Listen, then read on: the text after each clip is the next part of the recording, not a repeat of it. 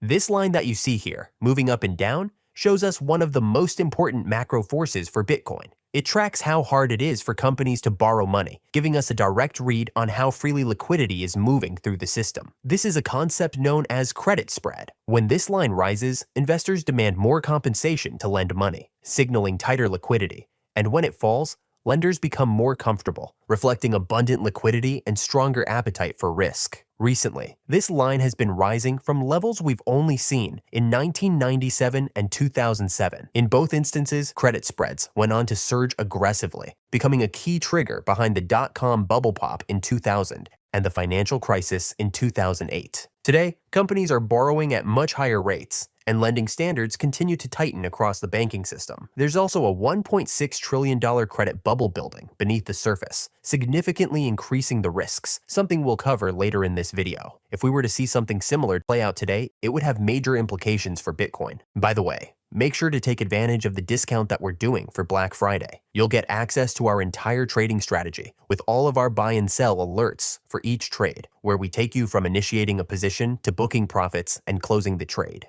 Since the beginning of this year, our strategy has delivered multiple double-digit wins while keeping our losing trades very tight. This is our biggest deal of the year, where you can get access to our full membership for a fraction of the price. We rarely do deals like this, so make sure to capitalize on it using the link in the description below. Think of credit spreads as the market's way of telling us how much risk investors are willing to take on. When a company wants to borrow money by issuing bonds, investors demand extra compensation above what they would receive from US Treasury bonds. That extra yield is the credit spread. For example, if the 10-year Treasury is at 4.2% and a 10-year corporate bond is at 6.2%, the 2% difference is the credit spread. When credit spreads rise sharply, companies face higher borrowing costs, which weakens future growth expectations. But the real damage comes from forced selling because hedge funds and leveraged investors who depend on cheap financing are suddenly hit with margin calls and liquidity stress. That's why rising spreads typically lead to sharp drawdowns in the US stock market. And every time spreads have crossed above 10%, like 2001, 2008, and 2020, it has coincided with episodes of systemic stress that led to an economic recession. Each crisis seemed like an isolated event, but they were all connected by the same cheap credit driving risky behavior. Now,